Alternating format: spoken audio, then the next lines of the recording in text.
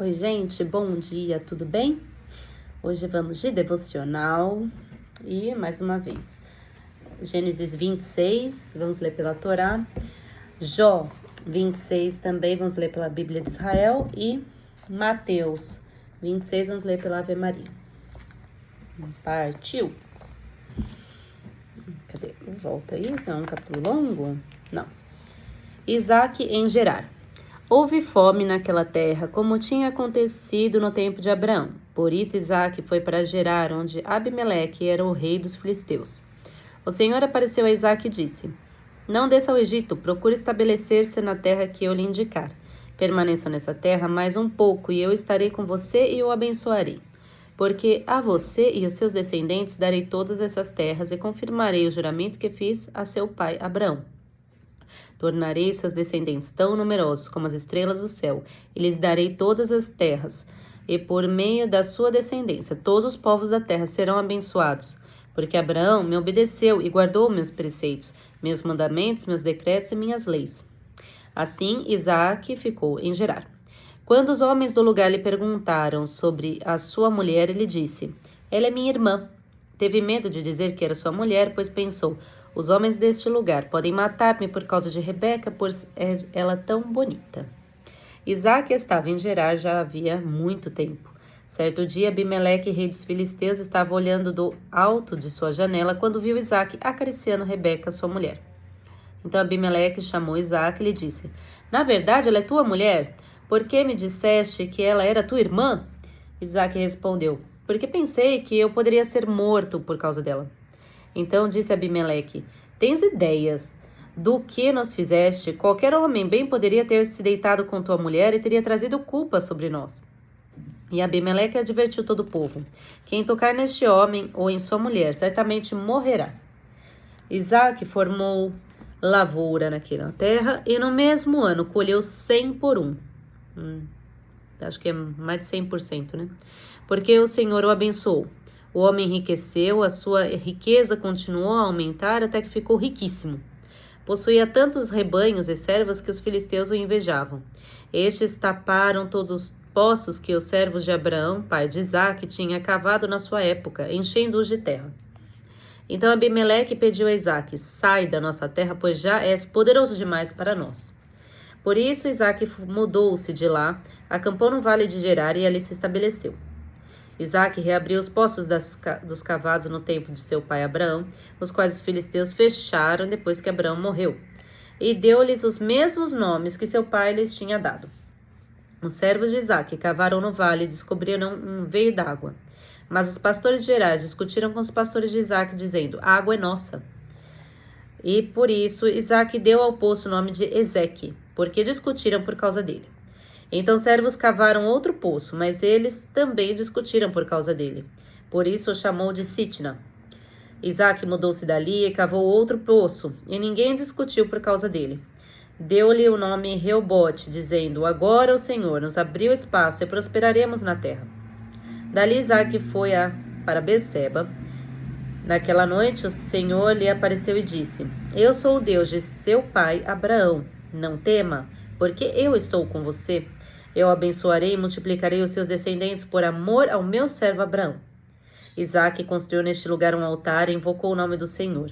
Ali armou campamento e seus servos cavaram outro poço. O acordo entre Isaque e Abimeleque. Por aquele tempo veio a ele Abimeleque de Gerar com Auzate, seu conselheiro pessoal, e Ficol, o comandante dos seus exércitos. Isaque lhes perguntou: Por que me vieram ver uma vez que foram hostis e me mandaram embora? Eles responderam: Vimos claramente que o Senhor está contigo, por isso dizemos: Façamos um juramento entre nós, queremos firmar um acordo contigo. Tu não nos farás mal, assim como nada te fizemos, mas sempre te trataremos bem e te despedimos em paz. Agora sabemos que o Senhor te tem abençoado. Então Isaque ofereceu-lhe um banquete, e eles comeram e beberam. Na manhã seguinte, os dois fizeram juramento. Depois Isaque os despediu e partiram em paz. Naquele mesmo dia, os servos de Isaque vieram falar-lhe sobre o poço que tinham cavado e disseram: Achamos água. Isaque deu-lhe o nome de Seba, e por isso até hoje aquela cidade é conhecida como Berseba. Tinha Esaú 40 anos de idade quando escolheu por mulher a Judite, filha de Beeri, o Hitita, e também a Basemate, filha de Elon, o Hitita. Elas amarguraram a vida de Isaque e de Rebeca. Muito bem. Deixa eu marcar aqui a página. Vamos para Jó, capítulo 26. Capítulo bem curtinho. Jó repreende Bildade. Jó, porém, respondeu, dizendo: Como ajudaste aquele que não tinha força e sustentaste o braço que não vinha vigor? Como aconselhaste aquele que não tinha sabedoria e plenamente fizeste saber a causa assim como era? A quem proferiste palavras e de quem é o espírito que saiu de ti? Jó exalta o poder de Deus. Os mortos tremem debaixo das águas como os seus moradores. O inferno está nu perante ele, e não há coberta para a perdição. O norte estende sobre o vazio e suspende a terra sobre o nada. Prende as águas nas suas nuvens, todavia a nuvem não se rasga debaixo delas. Encobre a face do seu trono, e sobre ele estende a sua nuvem. Marcou um limite sobre a superfície das águas em redor até aos confins da luz e das trevas. As colunas do céu tremem e se espantam de sua ameaça. Com a sua força fende o mar e com o seu entendimento abate a soberba. Pelo seu espírito ornou os céus e a sua mão formou a serpente enroscadiça. Eis que isto são apenas as orlas dos meus caminhos, e quão pouco é o que temos ouvido dele. Quem, pois, entenderia o trovão do seu poder? Amém. Agora vamos para Mateus, capítulo 26, na Bíblia de Ave Maria. Paixão e ressurreição de Jesus. Agora, momentos críticos. Conspiração dos sacerdotes. Quando Jesus acabou todos esses discursos, disse aos seus discípulos: Sabeis que daqui a 2 dias será a Páscoa e o Filho do Homem será traído para ser crucificado. Então os príncipes, os sacerdotes e os anciãos do povo reuniram-se no pátio do sumo sacerdote, chamado Caifás, e deliberaram sobre os meios de prender Jesus por astúcia e o de matar. E diziam, sobretudo, não seja durante a festa, poderá haver um tumulto entre o povo. Jantar em Betânia. Encontrava-se Jesus em Betânia, na casa de Sião, leproso. Estando a casa, aproximou-se dele uma mulher com um vaso de alabastro, cheio de perfume muito caro, e derramou-o na sua cabeça. Vendo isso, os discípulos disseram indignados: Para que esse desperdício? Poderia vender este perfume por um bom preço e dar o dinheiro aos pobres. Jesus ouviu-os e disse-lhes: Por que molestais esta mulher? É uma ação boa que ela me fez. Pobre vós tereis sempre convosco. A mim, porém, nem sempre me tereis. Derramando esse perfume em meu corpo, ela o fez em vista da minha sepultura. Em verdade, eu vos digo, em toda parte onde for pregado este evangelho pelo mundo inteiro, será contado em sua memória o que ela fez. Amém. Traição de Judas. Então um dos 12, chamado Judas Iscariotes, foi ter com os príncipes dos sacerdotes e perguntou-lhes: Que quereis dar-me e eu vou-la entregarei? Ajuntaram com ele 30 moedas de prata, e desde aquele instante procurava uma ocasião favorável para entregar Jesus. A ceia da Páscoa. No primeiro dia dos ázimos, os discípulos aproximaram-se de Jesus e perguntaram-lhe: Onde queres que preparemos a ceia pascual? Respondeu-lhe Jesus: Ide à cidade, à casa de um tal, e dize-lhe: O mestre manda dizer-te: Meu tempo está próximo. É em tua casa que celebrarei a Páscoa com meus discípulos. Os discípulos fizeram o que Jesus tinha ordenado e prepararam a Páscoa. Ao declinar da tarde, pôs-se a Jesus à mesa com os 12 discípulos. Durante a ceia disse: Em verdade vos digo, um de vós me há de trair. Com profunda aflição, cada um começou a perguntar: Sou eu, Senhor? Respondeu ele: Aquele que pôs comigo a mão no prato, esse me trairá. O Filho do Homem vai, como dele está escrito. Mas ai daquele homem, por quem o Filho do Homem é traído. Seria melhor para esse homem que jamais tivesse nascido. Judas, o traidor, tomou a palavra e perguntou: Mestre, serei eu? Sim, disse Jesus. Durante a refeição, Jesus tomou o pão, benzeu-o, partiu e deu aos seus discípulos, dizendo: Tomai e comei, isto é meu corpo. Tomou depois o cálice, rendeu graças e deu-lhe, dizendo: Bebei dele todos, porque isto é o meu sangue, o sangue da nova aliança, derramado por muitos homens, em remissão dos pecados. Digo-vos, Doravante, não bebereis mais desse fruto da minha vinha, até o dia em que eu beberei de novo convosco no reino de meu Pai. Jesus prediz a negação de Pedro. Depois do canto dos salmos, dirigiram-se eles para o Monte das Oliveiras. Disse-lhes então Jesus: Esta noite serei para todos vós uma ocasião de queda, porque está escrito: Ferirei o pastor e as ovelhas do rebanho serão dispersadas. Mas depois da minha ressurreição, eu vos precederei na Galileia. Pedro interveio: Mesmo que sejas para todos uma ocasião de queda, para mim jamais o será. Disse-lhes Jesus: Em verdade te digo, nesta mesma noite, antes que o galo cante, 3 vezes me negarás. Respondeu-lhe Pedro: Mesmo que seja necessário morrer contigo, jamais te negarei.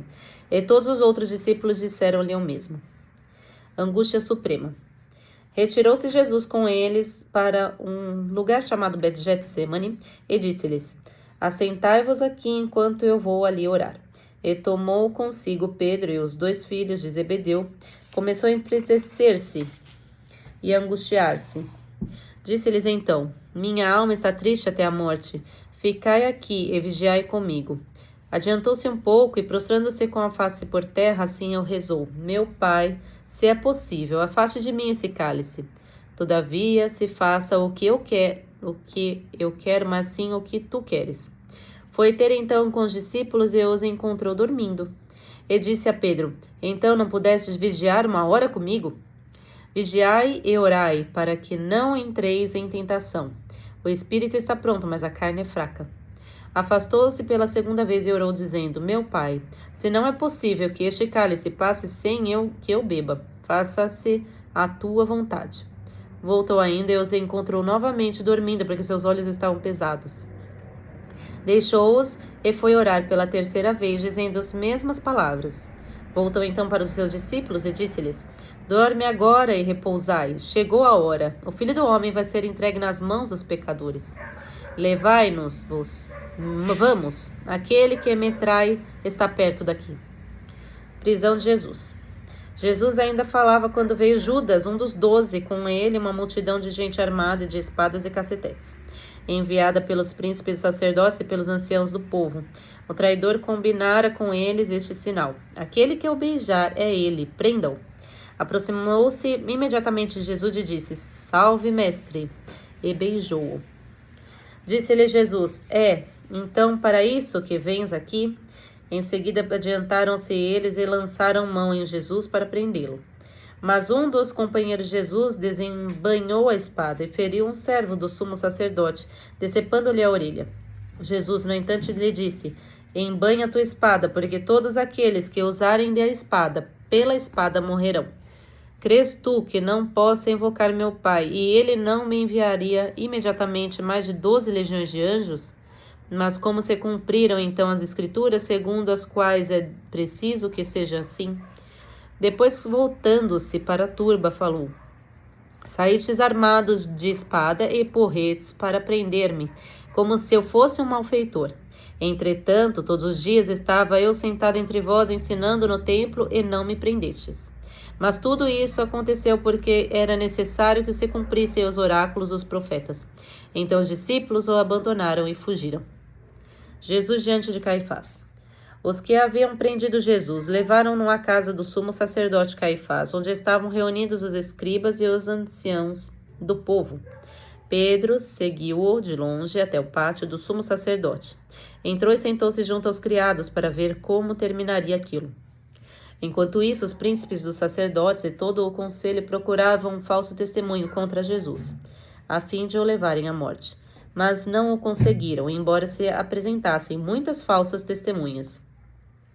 Por isso apresentaram-se 2 testemunhas que disseram: Este homem disse: Posso destruir o templo de Deus e reedificá-lo em 3 dias. Levantou-se o sumo sacerdote e lhe perguntou: Nada tens a responder ao que essa gente dispõe contra ti? Jesus, no entanto, permanecia calado. Disse-lhe o sumo sacerdote: Por Deus vivo, conjuro-te que nos digas se és o Cristo, Filho de Deus. Jesus respondeu: Sim. Além disso, eu vos declaro que vereis doravante o Filho do Homem sentar-se à direita do Todo-Poderoso e voltar sobre as nuvens do céu. A essas palavras, o sumo sacerdote rasgou suas vestes, exclamando: Que necessidade temos ainda de testemunhas? Acabaste de ouvir a blasfêmia. Qual o vosso parecer? Eles responderam: Merece a morte. Cuspiram-lhe então na face, bateram-lhe com os punhos e deram-lhes tapas, dizendo: Adivinha, ó Cristo, quem te bateu? Negação de Pedro. Enquanto isso, Pedro estava sentado no pátio. Aproximou-se dele com uma das servas, dizendo: Também tu estavas com Jesus, o Galileu. Mas ele negou publicamente nestes termos: Não sei o que dizes. Dirigiu-se ele para a porta, a fim de sair, quando outra criada ouviu e disse aos que estavam ali: Este homem também estava com Jesus de Nazaré. Pedro, pela segunda vez, negou com juramento: Eu nem conheço tal homem. Pouco depois, os que ali estavam aproximaram-se de Pedro e disseram: Sim, tu és daqueles. Teu modo de falar te dá a conhecer. Pedro então começou a fazer imprecações, jurando que nem sequer conhecia tal homem. E, neste momento, cantou o galo. Pedro recordou-se do que Jesus lhe dissera: Antes que o galo cante, tu me negarás 3 vezes. E, saindo, chorou amargamente. Amém. Glória a Deus.